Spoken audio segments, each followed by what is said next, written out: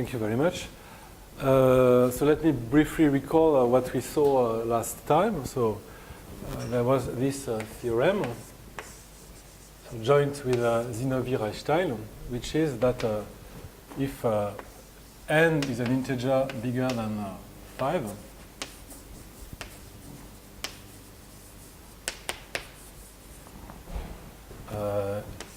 if f is any field, so any field of characteristic not 2, characteristic not 2 is just because we didn't prove things in characteristic 2, but it works in characteristic 2, no problem. So the thing is that if n is odd, then every F form of the moduli space M0n bar is F rational. So this is the positive part of the theorem.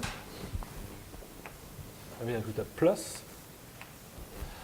And this positive part actually works in any characteristic. There's no need to assume that characteristic is not 2.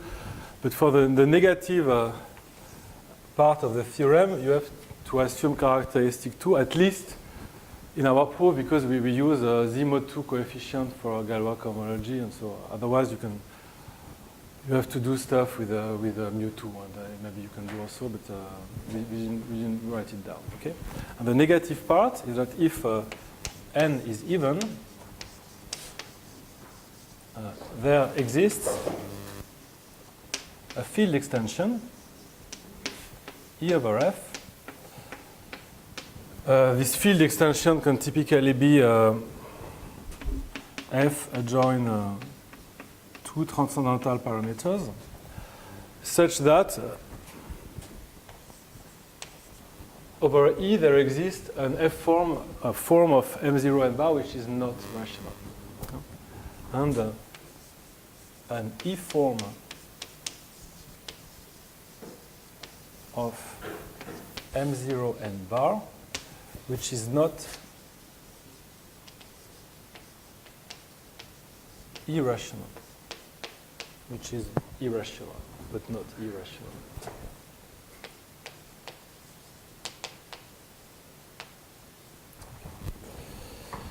So now I would like to explain the proof of the positive part of the theorem, right?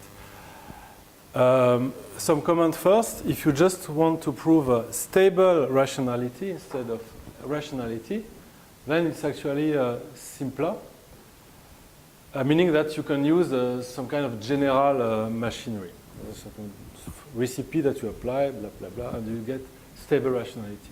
This works. If you want to prove rationality, there's no recipe for rationality. Maybe, yeah?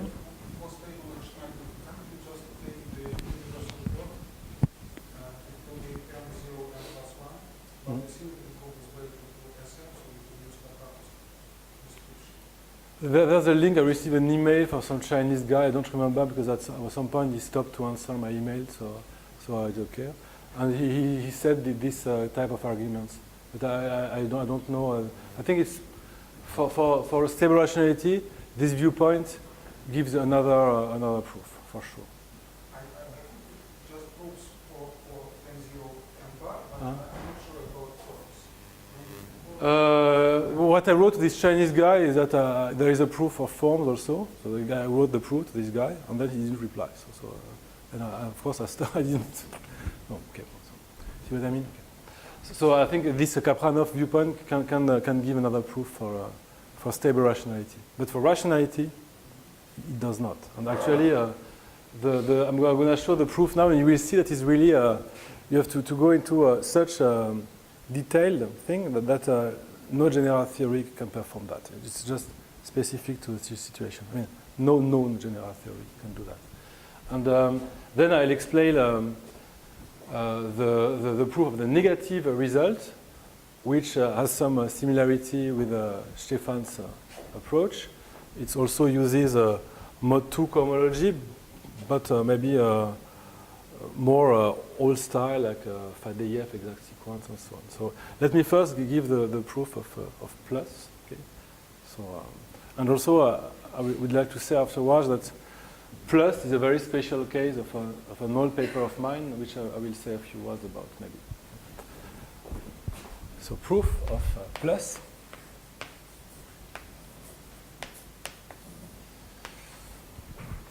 First of all, it would be nice to understand what is an F form of M0 M bar.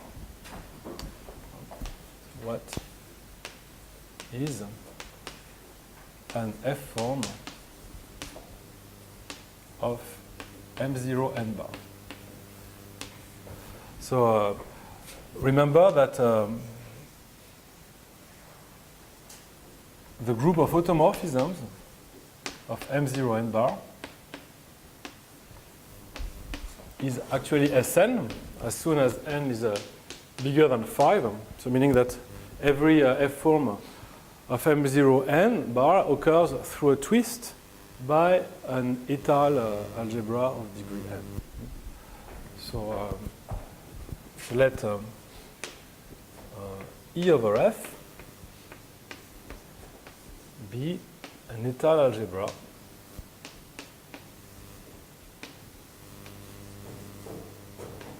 of degree n. It's simply a product of finite separable field extensions of F.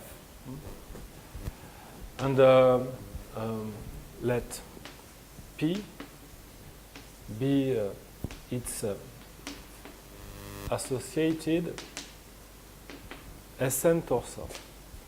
So this looks very just complicated word, but in fact it's very simple. This P, it's just the isomorphisms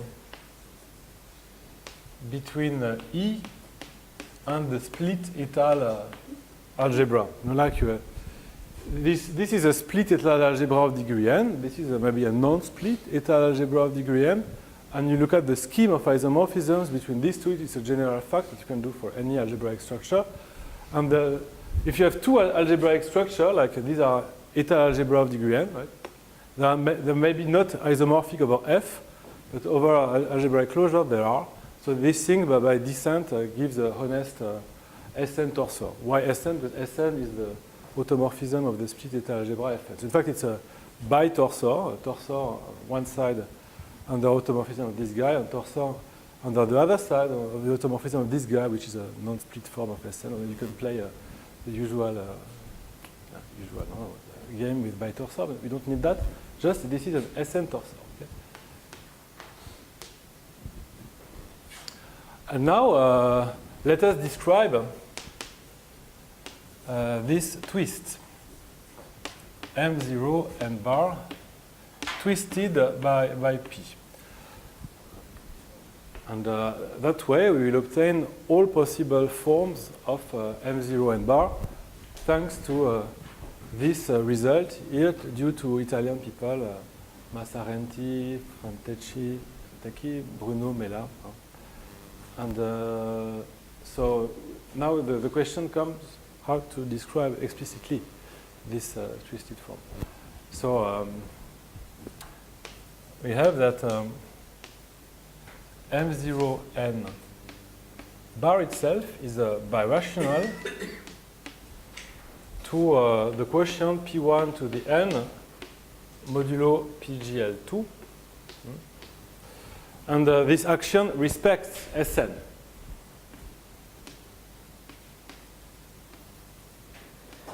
And about Sn EQ, I mean Sn equivariant. This is an isomorphism which respects the action of Sn.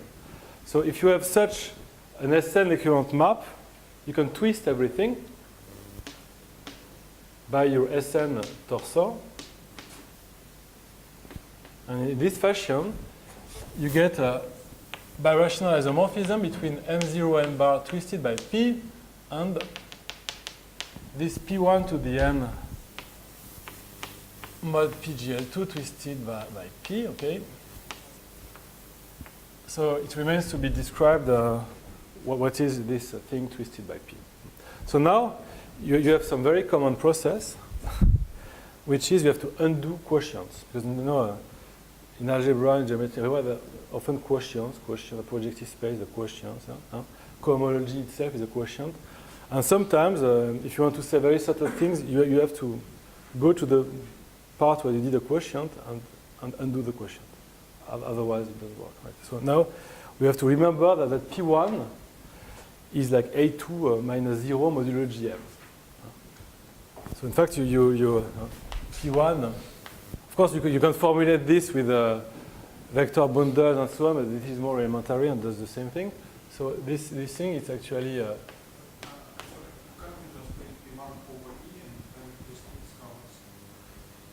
P1 over? Yes, but yeah, exactly. Then you have to mod out also by this this thing here, yeah. But you want a description that you have two descriptions. You can do that, so you can do over E and take restriction of scalars. But then you won't be able to use this description, or maybe you can, but to show rationality, we explain things slow. I'm not trying to explain things slowly, but what you say is true. You can go. The thing is, what you say that it will be Weil scalar restriction of P1 over modulo PGL2, but you still have to say, I want to make a Grassmannian appear here.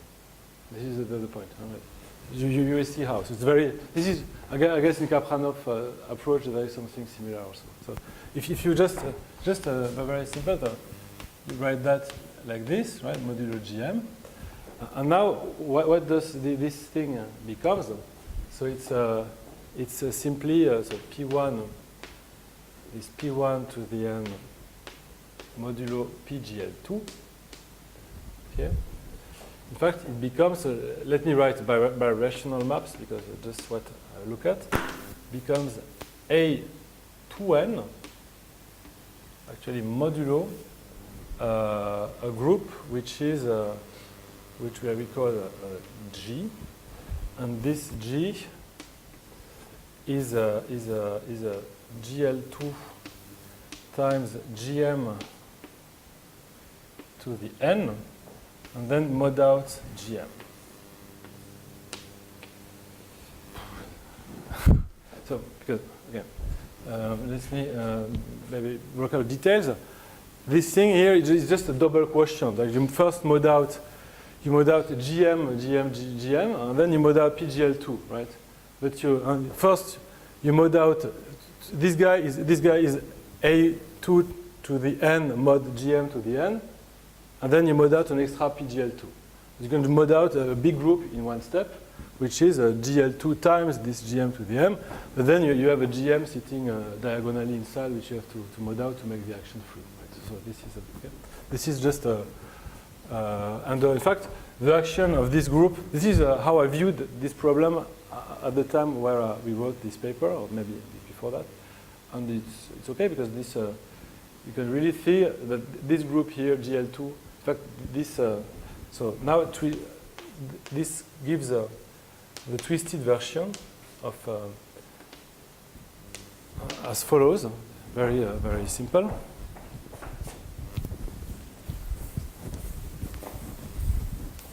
So now, in the twisted version, you have to replace, you twist everything by this E, and so you get a twisted G. So twisted G will be GL2 times the Weil scalar restriction of GM mod GM. Okay, so you get a twisted G, maybe G what? G tilde or GE is GL2 times Weil scalar restriction of GM mod GM. Right? And you have a, let's say W will be E tensor F square, just E times E actually. and this is a representation of GE. Representation as an algebraic group.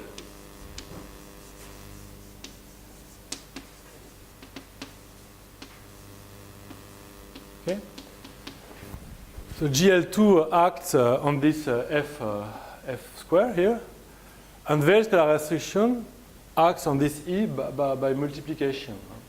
Just an element here is an invertible element of E. And then you mod out W by GE, and you obtain your form of the moduli space. Modding out,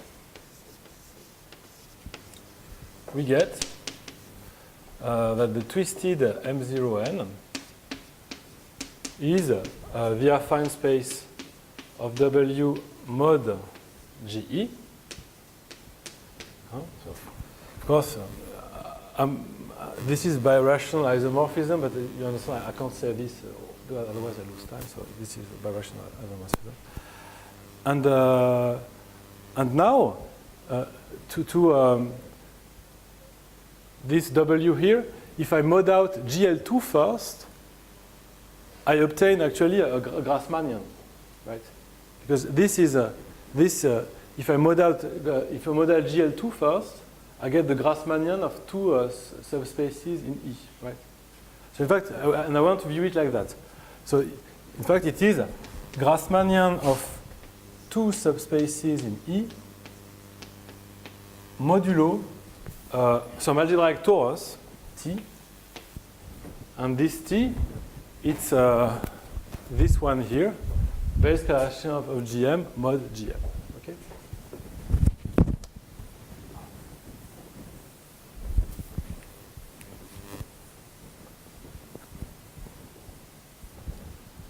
So let me rewrite it. M0n E is birational to Grassmann 2E modulo T. Maybe TE would be a nicer notation, where TE is a very mediatic linear algebraic group, Weyl scalar restriction of GM modulo GM. Okay, the Galois cohomology of this group is the kernel of Brouwer F to Brouwer E, for instance. It's a very nice algebraic group. So, and in this way, it's very concrete. On the level of functor of points, a point of this thing here is just neglecting the Picard group. It's just an invertible element of E modulo an invertible element of F, right? And such an element, an invertible element of E, acts on a two-plane in E just by multiplication. And you get another two-plane, right? So now we have to, the formula is formula on points over F, but this type of formula works for points over any F algebra. So in fact, it's using the functor of points, it tells everything, right? If you take an element X in E star modulo F star, which is exactly the set of F rational points of this algebraic torus, and if you take a subvector space of E, maybe P would be better, rank 2 subspace. Okay, so F subspace. So here, Grassmann 2 denotes the planes. So in this talk, I will denote Grassmann 2, the subspace of dimension 2, not quotient, but subspace. And then you can just consider X dot P, which is naively the set of all X V for V in P. Right? So we really have it's a general fact. Each time you have a finite dimensional algebra,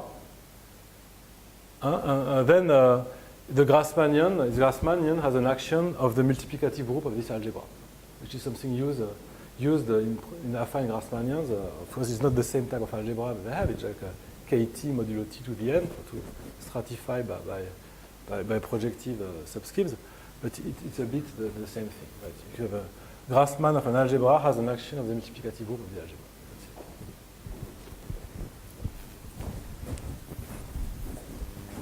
And so now we have to show that this is rational. And I will now give a very not really clean, but let's say I think it's optimal proof that this is rational. Of course, if E has dimension odd, otherwise it's not rational, right?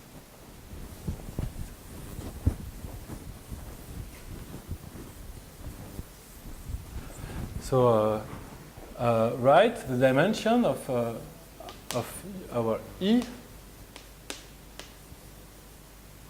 as 2 to m plus 1.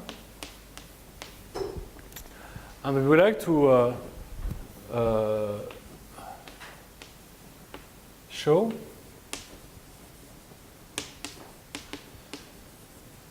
that this quotient Grassmann 2e mod the torus TE is rational. So what I'm going to explain is that there is I cannot explain a general way to prove rationality with this example, but there's a general feeling that in order to parameterize this by some projective space, I'm going to use a bunch of parameters, meaning I pick some choices. I might pick a subvector space of E, do some construction. In fact, my construction should work for generic choices of these parameters. For generic choice of parameters, I should obtain in the end a birational map from this thing to a projective space or some other variety which I already know is rational. Right? So I think this is going to be, I hope this is going to be clear in this example.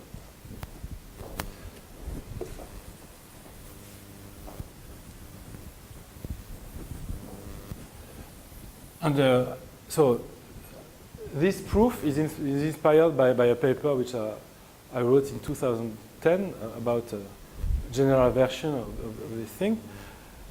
And it's very simple, but I think it took me 1 year to find that at that time.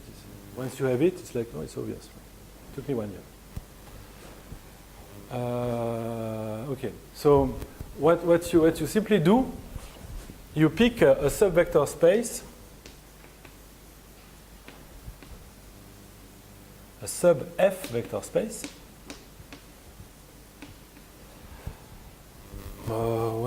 How do we call that? W inside E of dimension M, meaning half the dimension of E rounded down.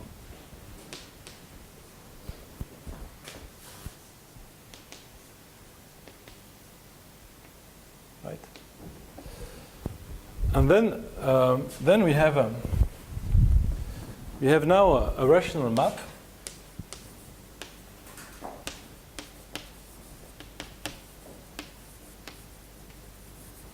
from, let's say, Grassmann 2e to Grassmann 2me, right? But here 2m, it's one less than the dimension of E, so this is the same thing as the lines in the dual of E, right? So I landed into actually the projective space of E dual. So remember that I used the anti-Grothendieck convention that P of something is lines inside something. So Grothendieck always uses the point quotient. It's generally better to do quotient, but here it doesn't matter, so I use subspace because it's more visual. So it's P of the dual of E. This is a projective space of line in the dual. And this thing just takes a plane here, P, and maps it to PW. So PW, it's the subspace generated, the subspace spanned by x times y for x in P. It's like a child formula, x in P and y in W. So you expect that this should have the dimension, which is dimension of P, times dimension of W, which is indeed 2m. And it turns out to be the case if this W is generically chosen. Right? So this indeed has maximal dimension 2m if P and W are generic. By that I mean there is a non-empty open of the Grassmannian such that blah blah blah. Okay? And if you want to check that, yes. So first of all, there is in fact it's even more not. There is a non-empty. In fact, you just have to find one because this is an open condition, right? So if you can just one point where it works in an open, right? And in fact, to check that it works for one point, you still have to do something, right? It's an exercise. It's not too hard, but it's an exercise that you show that you can, given some eta algebra E, you can find one P and one W such that this has dimension 2m, and then it will work on a non-empty Zariski open. Okay? And this type of verification, it is what I call dirty. Because, so here it's not too dirty, but in general, you have to check that you have the correct dimension, and you have some computation, and you just can't do otherwise with this type of approach. But if you don't want to hear about checking this genericity stuff, it's very easy what happens actually. The technical thing just in verifying that it's well defined. Right? Okay.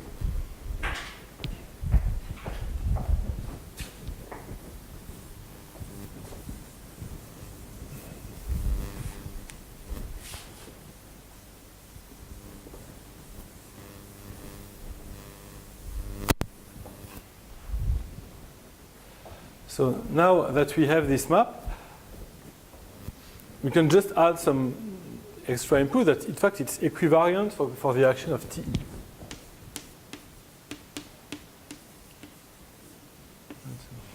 Rather clear that if you multiply P by some invertible scalar, then it commutes with the scalar multiplication. So this is equivariant for the action of this TE. Right? But then, now what can you say about TE acting on this P of E dual? There is a lemma. So in fact, I could say it's kind of toric variety. This TE, this P of E dual, it's a compactification of T itself. Meaning you have an open orbit in PE of which the action of TE is free. There is an open, so in fact, an open orbit of TE of well, you understand what I mean? So just the group, okay. There is an open U inside P of E dual.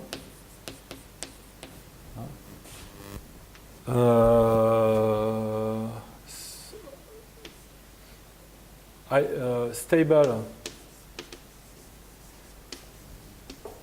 under TE and on which an isomorphic to TE acting on itself. So in fact, this would be obvious if instead of P of E dual, I put P of E. Because TE is just the element of, it's just the point of PE which are directed by an invertible element, right? So clearly, P of E is a compactification of T of E, right? And then you have to do that for the dual. it would not be necessarily the case for any finite dimensional algebra, but here what matters is that this E, it's monogenic, meaning that it's as a representation of TE, E is isomorphic to E dual, right? So on the quick proof could be E actually is isomorphic to E dual as representation of TE.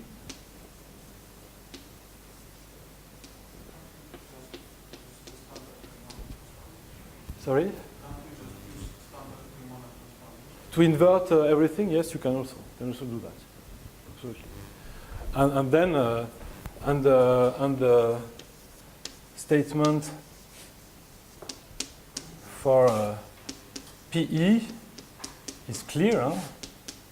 Since actually TE is an open subvariety of PE. So if you clear after thinking for a while, TE is the subvariety of invertible things here for the multiplication. And once you know that, it's over, because what we just do now is take a generic rational point here and take the fiber, and the fiber will be birational to the quotient we are interested in, and we'll see that it's rational because it's a Grassmann. So now I'm going to close the proof.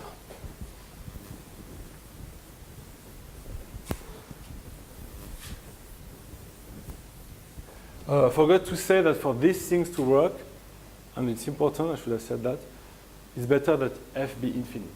Right? So in fact, f should be infinite. I forgot that.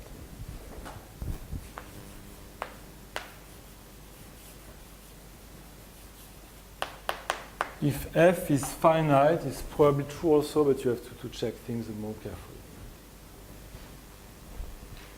So now pick a generic rational point. General, meaning that in some non-empty open,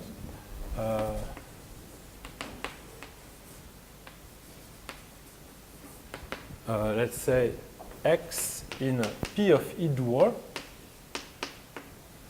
and this arrow, let me denote it by phi, and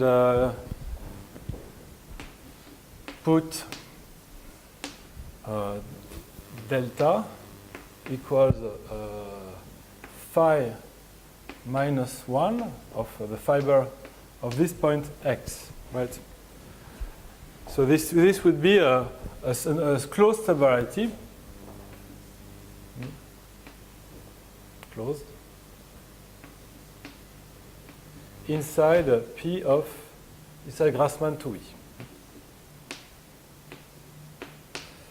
And if you project down to the quotient, Grassmann 2E modulo the action of TE, right? The induced map here is birational.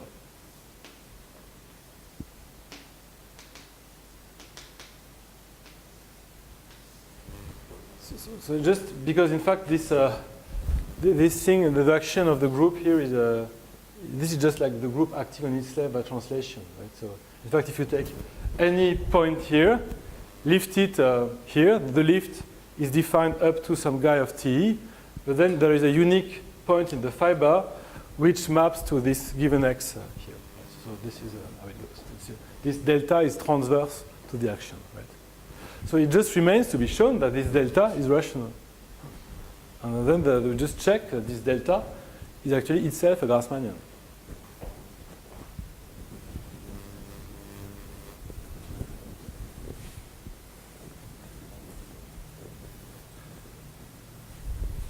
And so if you want details, the details are some a bit tricky. There are some things to be checked, but general position arguments, but they are written in the papers. And the type of detail that I'm not checking, it's actually 80% of what's written in the paper. So, see what I mean? So just checking.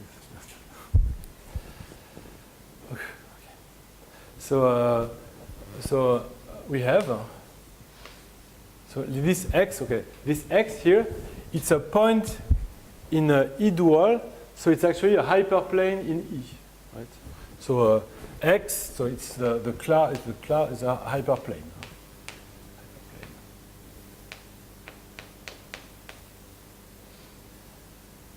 So now we can just identify what is this delta. So identify.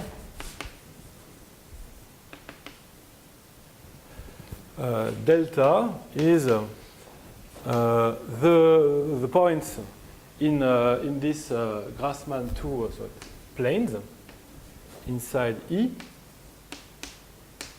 planes, okay, such that P times W is actually sitting equal to H. Right? This is the image. Okay. So this means that in particular, vectors in E, they have to be inside. So let me define a subspace Z. It will be a subspace of E to be the point of E such that ZW is inside H. Okay. So, I'm sorry because it's maybe a bit hard to follow, but I can guarantee it's just elementary projective geometry in the end, that incidence relations, and that's it. Right?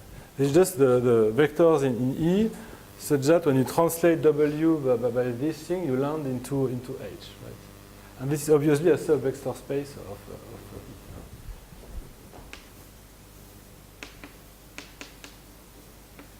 And what you get is that actually this delta is exactly the Grassmannian of two planes inside this Z. And the Grassmannian is rational, so we done.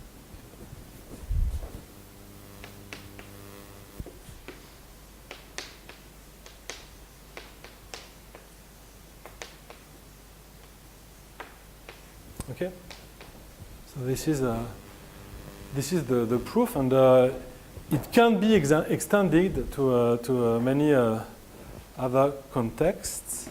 Can you just try to repeat just the plan? So you're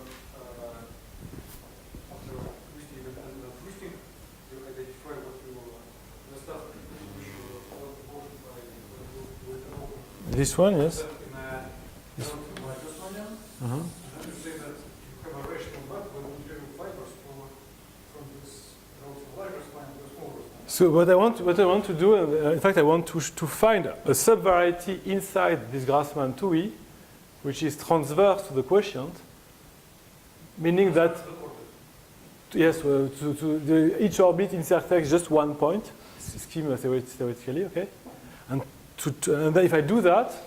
And I want to show that this variety is rational also. So in fact, to find this variety transverse to the action, I use this equivalent map here. And here I reuse the fact that dimension is odd, because I choose. That was like perfectly needed. Okay. But can you explain this point? Can you explain how maybe I was just not able to keep track on the geometrical growth of geometrical imagination? How do you recover this? In fact, it's Euclid's algorithm. It's Euclid's algorithm. So I can maybe what I could do, if you want, I can explain the general version for Grassmann NM, which is just piling up several steps, and maybe it's easier to follow if it's a bit, because maybe it's a bit you get lost because it's too. But maybe with the general version, do you want to see the general? I think Kosti is asking about the step where you reduce everything to rationality of the fact. Yeah, maybe yes.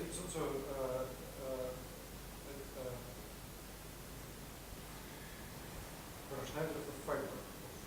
Yes, so what I say that I have this this rational map to this Grassmannian, and birationally this thing together with the action of TE, it's just TE acting on itself by translation, right? So if I pick a rational point here, the fiber here will be transverse to the quotient. Just you have something like a thing on which a group acts, right? And you have a morphism from this thing to G, which is G equivariant. This is phi. Then phi of any point E is transverse to the quotient. Except the fact that the group acts faithfully on the base, right? It's exactly the thing. Yes, so it acts faithfully. It's a consequence of the existence of this map. Because if you have a map from X to something on which the action is faithful, then the action was faithful in the first place. So I mean, here the action of G itself at translation is free. It follows that action of G on X is free. Then maybe I listen. Okay, yeah.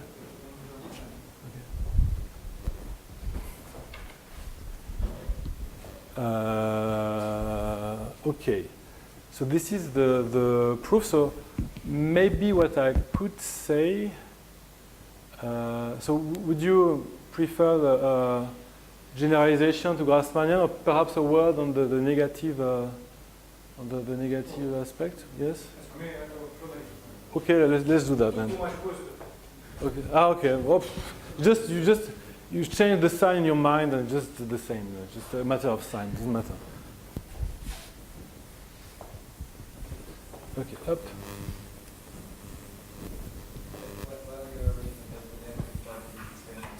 Not at all. No. Yeah. The thing is, for which is what is pleasant with the negative things is that you can use general machinery to do that. So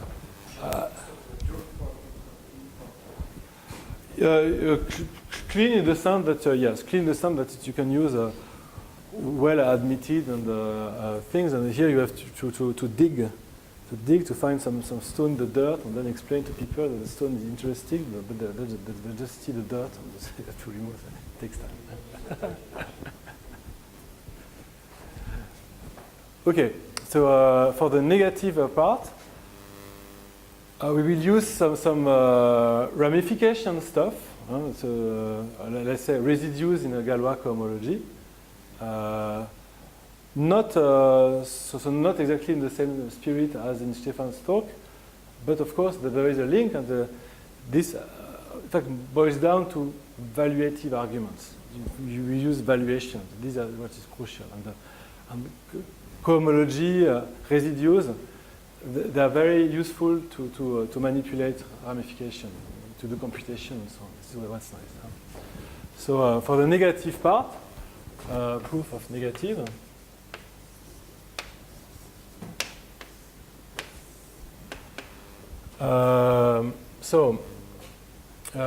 Assume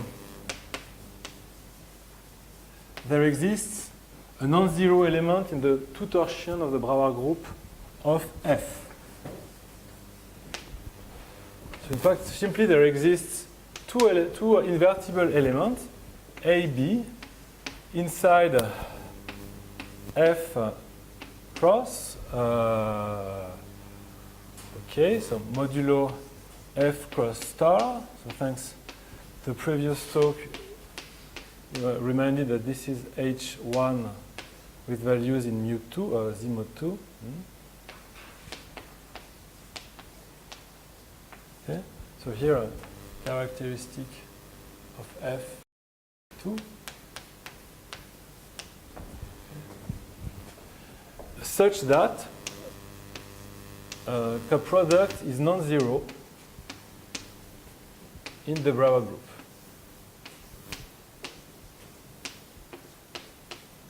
Okay, in fact, maybe I'm forgetting something here, but I think that's basically just all what you need. You take two elements like this, and with that we're going to cook out some form which is not rational. So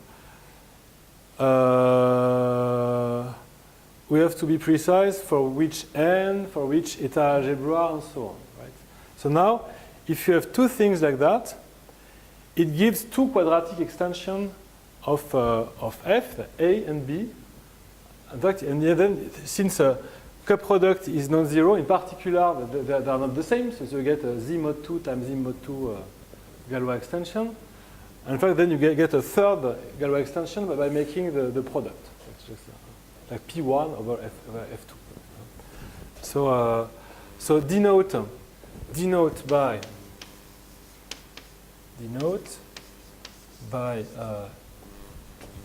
E1, respectively E2, E3, the quadratic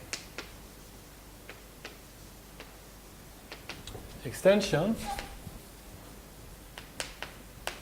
of F corresponding to A, or respectively B and AB. Okay? And then you declare an eta algebra to be the product.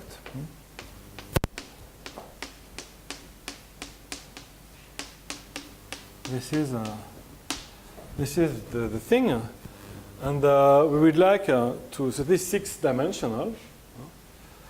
If you want more than 6, you can just add up multiplicities. You can repeat the factors, and then you get any odd dimension. See what I mean? So here, this is 6-dimensional, and if I repeat more than once the factor, I get dimension 2n for any n. So this is just 6 can be upgraded to 2n for any n, bigger than 6. Let us show that the twisted form of M0n, twisted by E, or twisted by the Sn torsor corresponding to E, is not retract rational. In particular, it is not stably rational.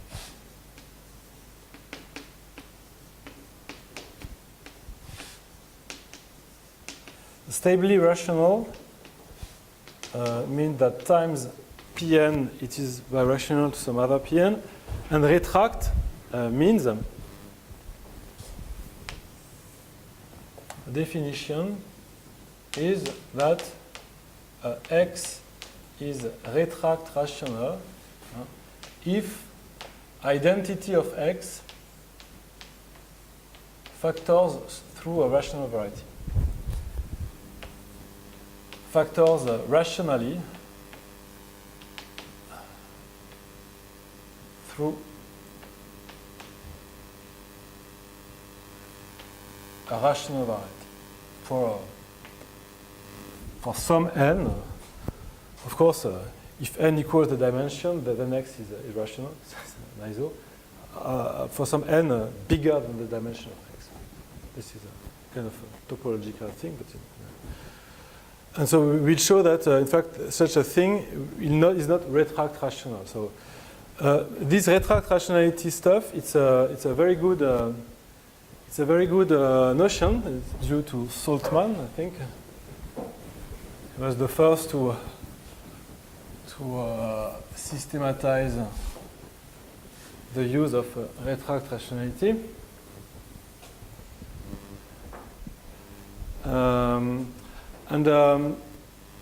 How do we use this? So there is a lemma, proposition.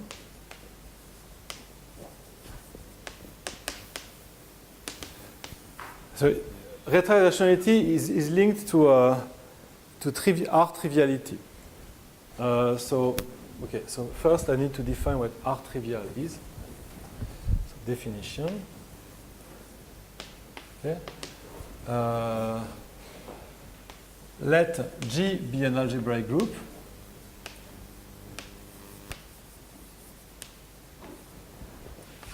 over F.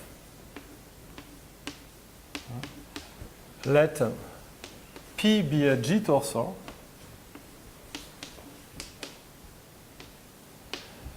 then we say that P is a R trivial if it can be connected to the trivial torsor via a P1.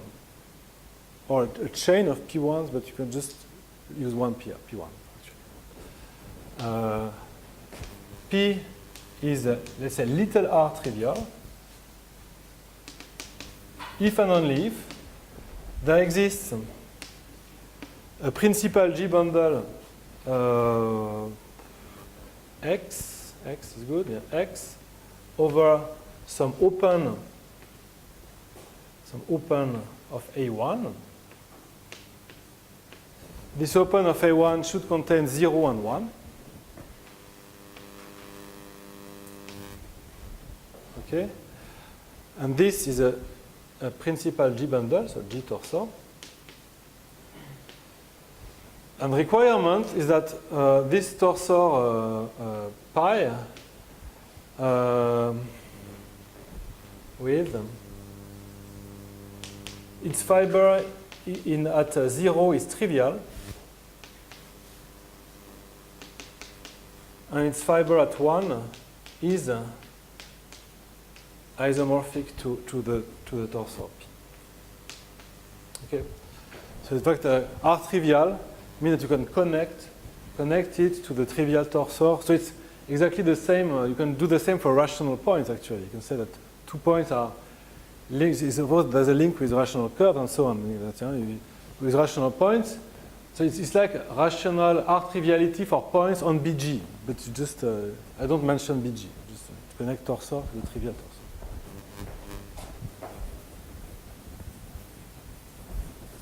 And then we have a very nice connection to that.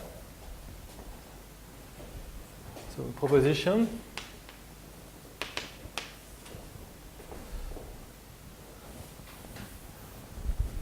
You said that we will not mention BG, so okay, maybe I want to mention BG.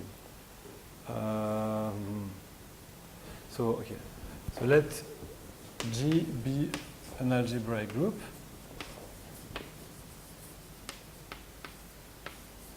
over F.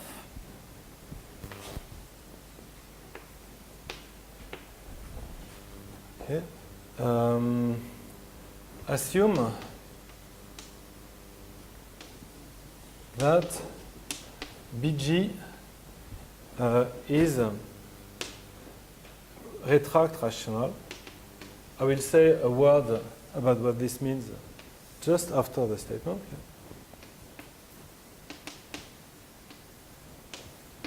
Then every G torsor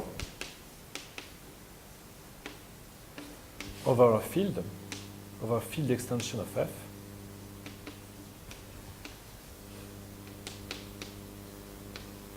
is R trivial.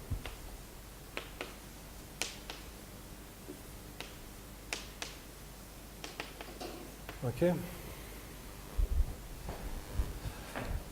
And here, BG is retract rational, has a very simple description. Because in algebraic geometry, there's no variety BG, there's a stack BG, but BG can just be approximated up to some codimension, right? So by doing a Totaros construction, you can approximate BG up to codimension as high as you want, and then compute Char groups of equivariant cohomology up to this codimension. But BG rational, you can say very elementarily what it means. So I'm just going to say what that means. BG rational is very concrete stuff.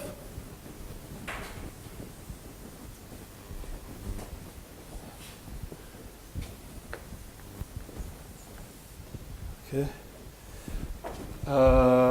So BG retract rational means the following.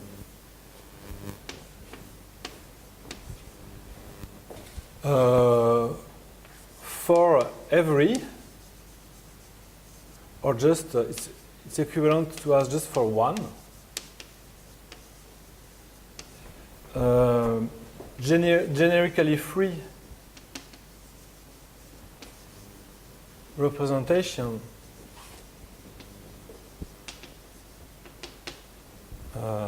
of G, so W, of G over F, the quotient variety affine space of W mod G is retract rational.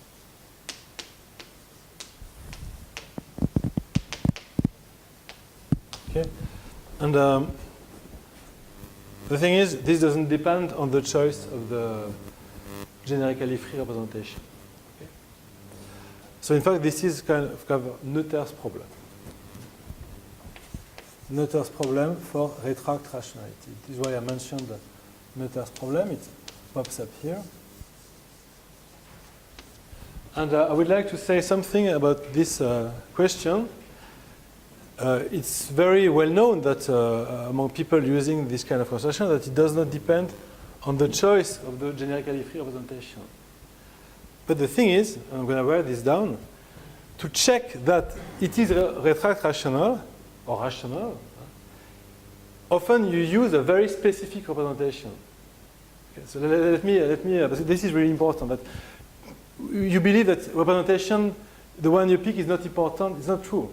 Of course, a posteriori it is not, but to show that it is rational or not, it's important. So I would like to write this down. It's worth remembering, I think.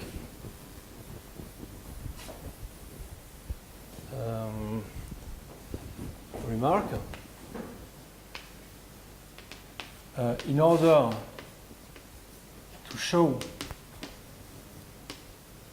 that quotient is a retract rational, choice of W might be important. Huh? Because you have to get something with whom you can really work. So an example for this is just the symmetry group Sn, just very basic stuff. Example, take G equals Sn. So then you say, okay, Bsn, it's easy, it's a affine space. But yes, but to do that, you use the representation of Sn on K to F to the n. Huh? What you always do to build elementary symmetric function, you take W equal F to the n with Sn acting a permutation, and then you know that quotient is an affine space, and so on, and it's very, very nice, like this kind of pseudo reflection representation. In fact, a pseudo reflection representation is not only a group; it's a group plus a representation, right? So now I will give you a very easy other representation, and I challenge you to prove directly that the quotient is rational. I mean, I tried for not too long, but it's not obvious. So just take. So this is okay, no? And if you take W, which is a very not too hard representation, which something like take F n mod the trivial representation F inside, okay, and take lambda 2 of that, second exterior power. So this is a very nice representation. It is for sure irreducible if n is not something n is bigger than 4. I would be very surprised if someone comes with an elementary proof that W mod Sn is rational with the parametrization. It's okay. So here is how do you if you don't know this and people give you this one, you're screwed. Really, you can't work. Okay. Of course, a posteriori, you can say yes because you know this for this one. Okay, but it's important, right? And by the way, the ingredient to show that it does not depend is Hilbert 90. But in order to start, you have to be able to do something with one representation, to do computation and so on. So I believe choice of representation is important, actually. Okay. And now, how much time do I have? It's over? Okay, so I'll take just 5 more minutes to explain how to use that to show negative results.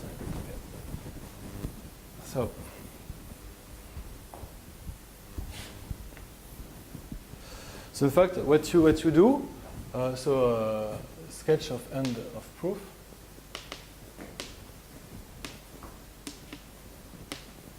Minus.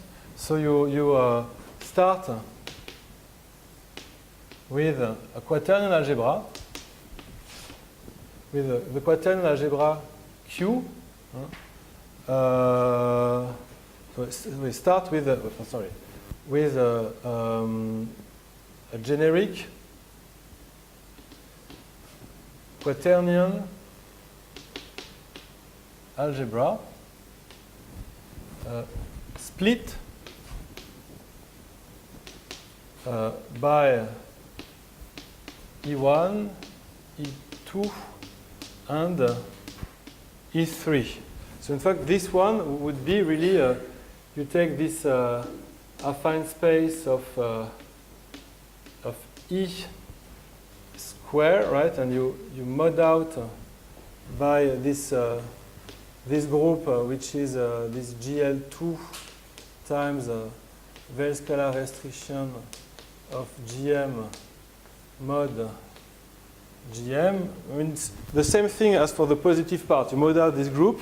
But in fact, when you mod out this group here, you don't get a trivial torsor. You get a torsor which says something. And this something gives actually a generic quaternion algebra, which is generic for the condition of being split by these three things. Okay? So it's a quaternion algebra over some field extension, which is split by these three things, and it's generic for this property. And then you want to show that this one is not R-trivial. And using this proposition here, you will show that the twisted form of positive space is not R-trivial.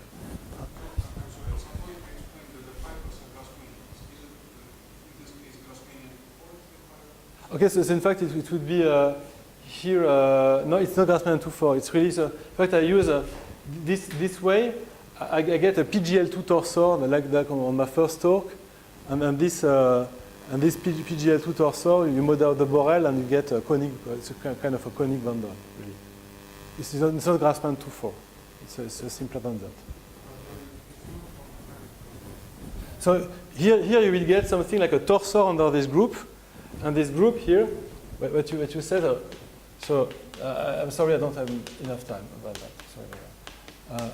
So you mod out by GM, and this thing, it maps to PGL2 by quotient map. And then you get a torsor under that, and you push it here, you get a PGL2 torsor over this base here. And this base here, it's a M0N bar twisted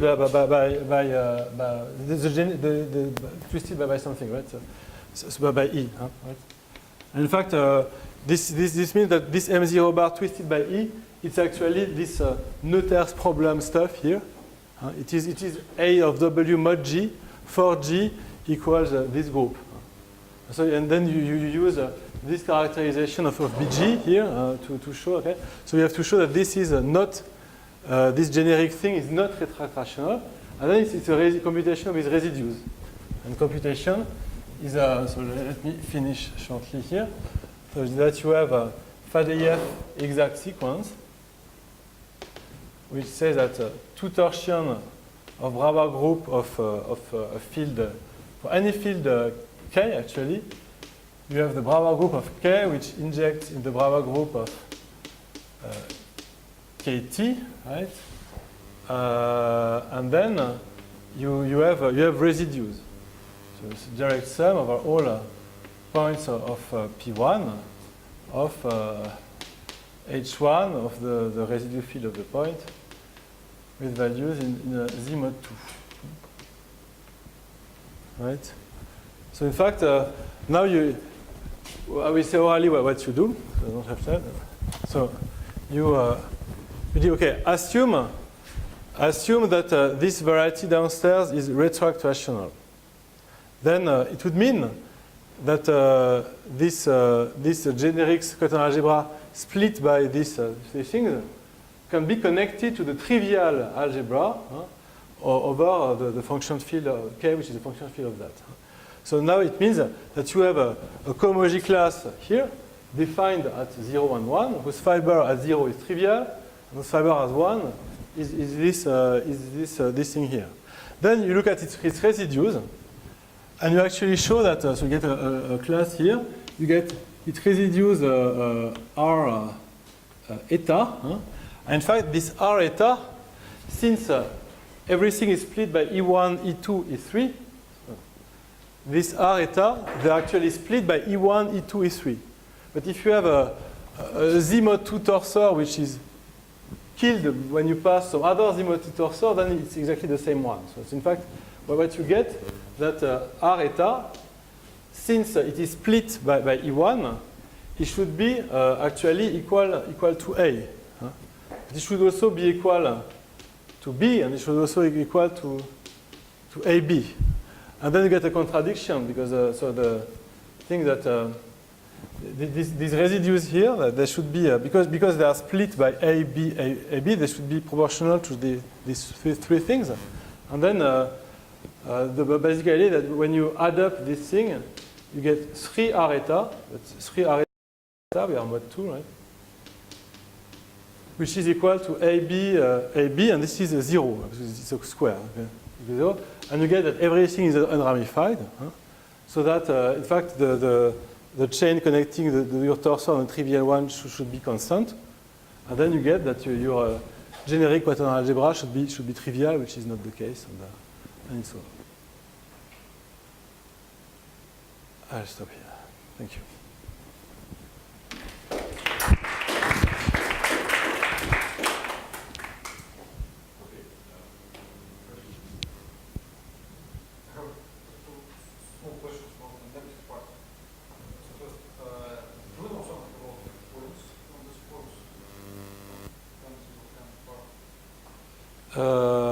For this, so you have the description, which would be that corresponds to curves of genus 0, which actually can have no rational point, right?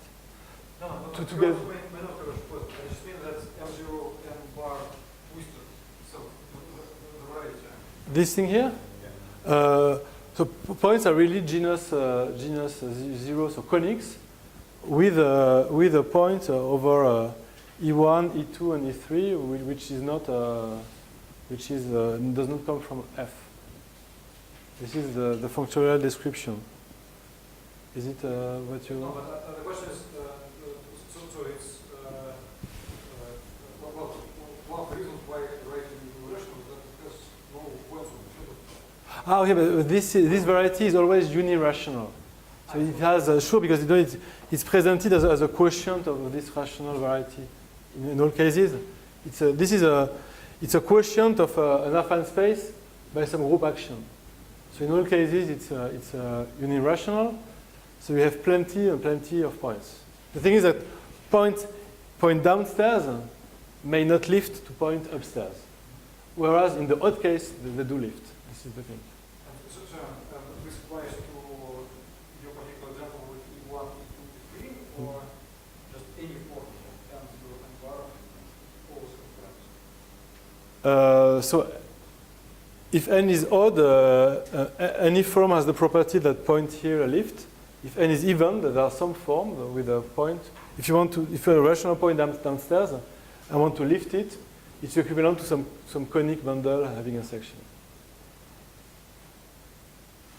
So it's a unirational, so you have plenty of rational points, but you may have in general much more rational points here than those who come from here. You know what I mean? So a rational point gives one downstairs, but there might be many, many more, and these many more, they're just here if n is even, and due to the fact that some conic has no rational points. So the thing is that you really inject into the picture of M0n the idea that a curve of genus 0 is not P1, it's a conic. In general, it might have no rational point. And then you twist. Okay, the second question. Sorry, just for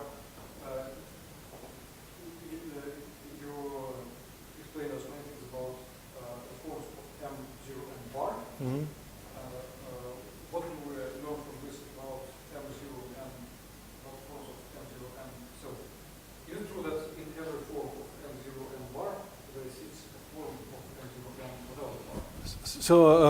So this is the question here is just due to do we know the automorphism of M0 M bar? So this is known, so it's written in the literature that it's Sn. if n is bigger than 5 for m0n bar.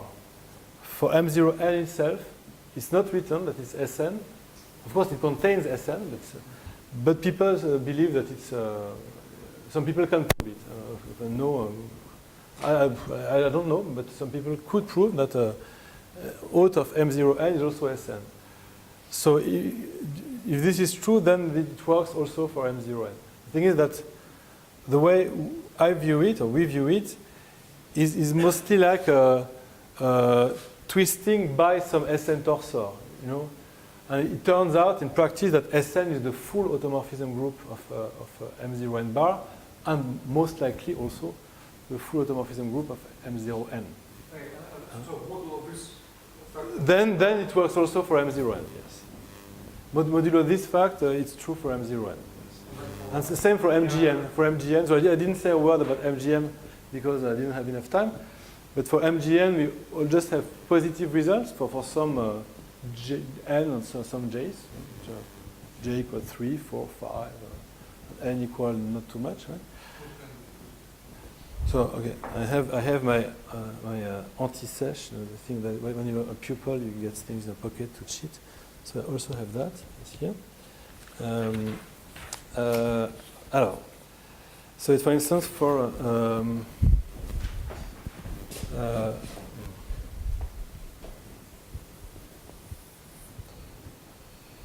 so in genus 1 it would be for n equals 4 and 3, g equals 2 would be wait what do we positive genus. Okay, alors it would be between 2 and 3. J equals 3 would be 1 and 14.